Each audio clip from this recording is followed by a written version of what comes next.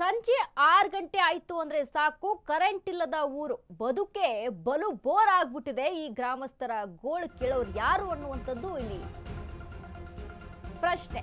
ಸಂಜೆ 6 ಆದ್ರೆ ಕರೆಂಟ್ ಇಲ್ಲ, ಊರು ಬದುಕೆ ಬಲು ಬೋರ್ ಅಂತ ಇದ್ದಾರೆ. ಗ್ರಾಮಸ್ಥರ ಗೋಳು ಕೇಳುವವರು ಯಾರು ಅನ್ನುವಂತ ಪರಿಸ್ಥಿತಿ ನಿರ್ಮಾಣ ಆಗಿದೆ. ಸಂಜೆ 6 ಗಂಟೆ ಆದ್ರೆ ಸಾಕು ಕರೆಂಟ್ ಇರಂಗಿಲ್ಲ ರೀ ಊರಲ್ಲಿ. ನಮ್ಮ ವೋಟ್ ಬೇಕು, ನಮ್ಮ ಸಮಸ್ಯೆ ಮಾತ್ರ ಬೇಡ. ವಿದ್ಯುತ್ ಸಮಸ್ಯೆ ಖಂಡಿಸಿ ಬಾಗಲಕೋಟೆಯಲ್ಲಿ ಹೋರಾಟ. ಮುಧೋಳ ತಾಲೂಕಿನ ಹೆಸ್ಕಾಂ ಕಚೇರಿ ಮುಂದೆ ಧರಣಿಯನ್ನ ಮಾಡ್ತಾ ಇದ್ದಾರೆ ಜನ. ಸಂಜೆ 6 ಗಂಟೆ ಆದ್ರೆ ಸಾಕು ಕರೆಂಟ್ ಇರಲ್ವಂತೆ. ಹೆಂಗ್ರಿ ಬದುಕೋದು? ರಾತ್ರಿ 10 ಗಂಟೆಯವರೆಗೂ ಕತ್ತಲಲ್ಲೇ ಬದುಕುವ ಸ್ಥಿತಿ ಇದೆ ಅಲ್ಲಿನ ಜನರಿಗೆ. ಇಂದು ನಿನ್ನೆದಲ್ಲ, ಕಳೆದ 3 ವರ್ಷಗಳಿಂದ ಇದೇ ಗೋಳು. ವಿದ್ಯಾರ್ಥಿಗಳು ಪರದಾಟ, ವಯಸ್ಕರರಿಗೂ ಕೂಡ ಸಂಕಟ. 3 ಲಕ್ಷ ಖರ್ಚು ಮಾಡಿ ವಿದ್ಯುತ್ ಲೈನ್ ಇಳಿಸಿದ್ರೂ ಸಂಪರ್ಕವಿಲ್ಲ. ಕರ್ತವ್ಯ ಲೋಪ ಎಸಗಿರುವಂತಹ ಸಿಬ್ಬಂದಿ ವಿರುದ್ಧ ಕ್ರಮಕ್ಕೆ ಆಗ್ರಹ ಕೇಳಿ ಬರ್ತಾ ಇದೆ. ಲೈನ್ ಮ್ಯಾನ್ ಅಮಾನತಿಗೆ ಆಗ್ರಹಿಸಿ ಗ್ರಾಮಸ್ಥರು ಪ್ರೊಟೆಸ್ಟ್ ಮಾಡ್ತಾ ಇದ್ದಾರೆ.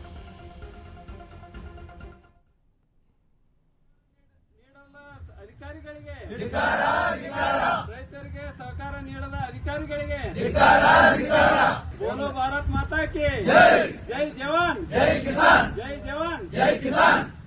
ರೈತ ಸಂಘಕ್ಕೆ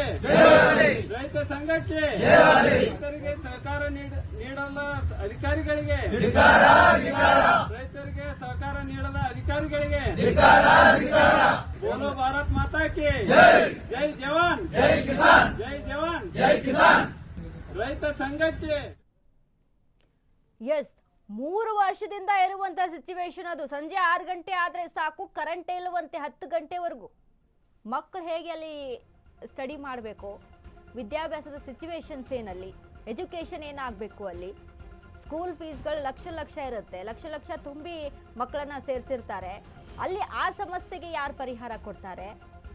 ಅಲ್ಲ, 3 ವರ್ಷದಿಂದ ಇಲ್ಲ ಈ ಸಿಚುವೇಶನ್ ಅಂದ್ರೆ ಸರ್ಕಾರ ಏನೋ 200 ಯೂನಿಟ್ ಫ್ರೀ ಅಂತ ಹೇಳ್ಬಿಡ್ತು. ಬಟ್ ಈ ಸಮಸ್ಯೆಗಳಂದ್ರೆ ಯಾರು ಅಲಿಸ್ತಾರೆ? ಅಲ್ಲಿರುವಂತ ಅಧಿಕಾರಿಗಳು ಏನು ಮಾಡ್ತಾ ಇದ್ದಾರೆ? ಕಾಣಿಸ್ತಿಲ್ವಾ ಕಣ್ಣಿಗೆ? ಯಾವುದು ಇದು ಅಧಿಕಾರಿಗಳಿಗೆ? 3 ವರ್ಷ ಆಗಿರುವಂತ ಸಿಚುವೇಶನ್ ಅಂತ್ರಿ ಇದು.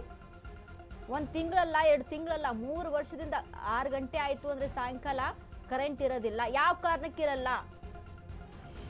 ಏನಾಗಿದೆ ಅಲ್ಲಿ? ಯಾವ ಕಾರಣಕ್ಕಲ್ಲಿ 10 ಗಂಟೆವರೆಗೂ ಕರೆಂಟ್ ಇರೋದಿಲ್ಲ? ಯಾಕೆ ಕರೆಂಟನ್ನು ಕೊಡ್ತಾ ಇಲ್ಲ?